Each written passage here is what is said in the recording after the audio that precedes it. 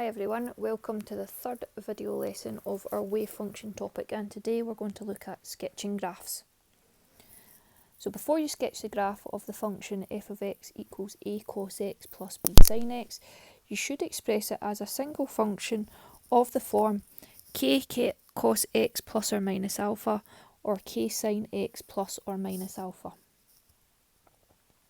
So we'll have a look at an example here. Sketch the graph of root 5 sin x plus 2 cos x in the interval alpha is in between 0 and 360 degrees. Now notice that it doesn't tell you what form we have to put it in, but you can choose any of the four forms. So I'm going to choose one. I'm going to go for cos a minus b as the expansion. So if I write that out, that's cos A cos B plus sin A sin B. So that would correspond to using k cos x minus alpha. So I'll write the k and then write out my expansion. So I'd have cos x cos alpha plus sin x sin alpha. Now multiply through by k.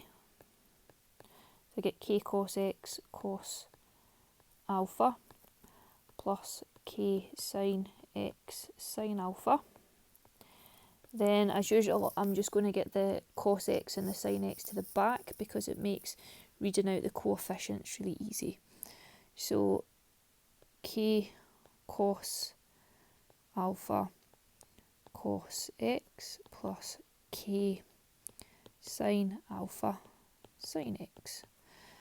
So that's step one done. Now we will compare coefficients. So if I look at what's in front of the cos x, I can see I've got k cos alpha and I've got 2. So I'm going to write that down. That k cos alpha must have been equal to 2. And now let's compare what's in front of sin. So in front of sin x I've got k sin alpha, and in front of sin x up here I've got root 5. So that tells me that k sin alpha is equal to root 5. So that's step 2 done. Now what I need to do is look at what quadrant we're working in. So I'll draw a cast diagram and I'll look at my values for k sin alpha and k cos alpha to help me determine what quadrant I'm in. So k sin alpha is root 5, that's a positive, so we are working where sin is positive, just here and here. And k cos alpha is 2, cos is positive in here and here. Remember, the quadrant that has 2 ticks is where we're working. So now let's work out tan of alpha. Tan alpha is equal to k sin alpha over k cos alpha. So that's going to be root 5 over 2. So alpha is equal to inverse tan of root 5 over 2. And if I put that into my calculator,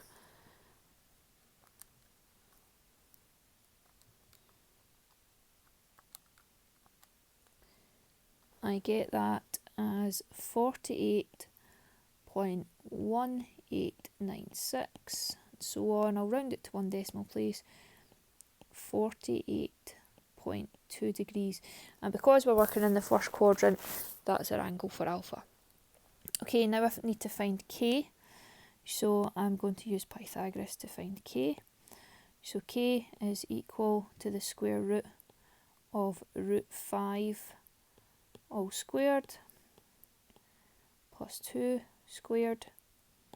So that's going to be the square root of 5 plus 4, which gives me the square root of 9, which gives us k is 3. Then what I'm going to do is just put all that information together.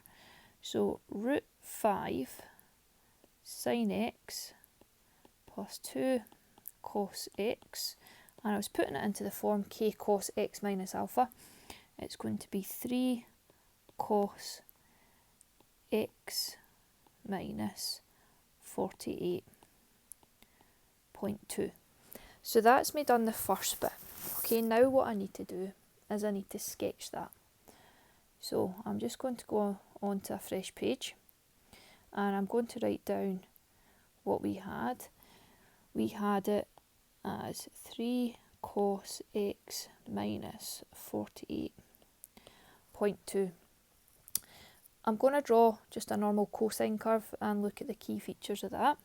So if I draw a set of axes and label them, we know that a cosine curve starts at 1, you go down to -1, and we come back up to 1. So we've got 0, 180, 360, we've got 1 and -1 here. Okay, so our curve, we've got 3 cos x minus 48.2, and our 48.2 is our phase angle, and that means that we're moving 48.2 degrees to the right. So we're going to have to look at some key points on our graph and move them 48.2 degrees to the right. I should have written in that this was 90 and this was 270 to help us.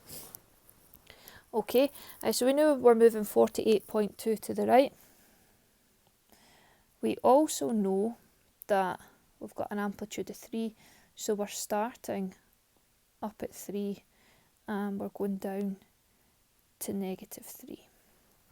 Okay, so I'm going to take some key points on my graph and I'm going to move them all 48.2. So instead of being at 0, 1 here, I'm going to be at 48.2 and 3. So if I go up to 3 and say that that's 48.2 there, so that's this point translated.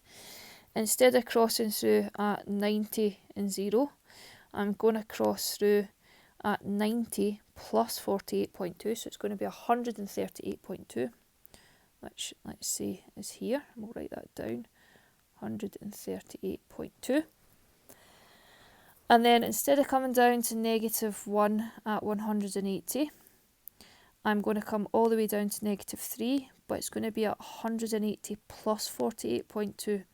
So that's going to be 228.2, and we're down at -3 here. And then instead of crossing again at 0 and 270, or 270 and 0, I'm going to be 48.2 further along to the right, so it's going to be 318.2, which let's say is here. It is just a rough sketch, okay, it's not perfect, but we're crossing there.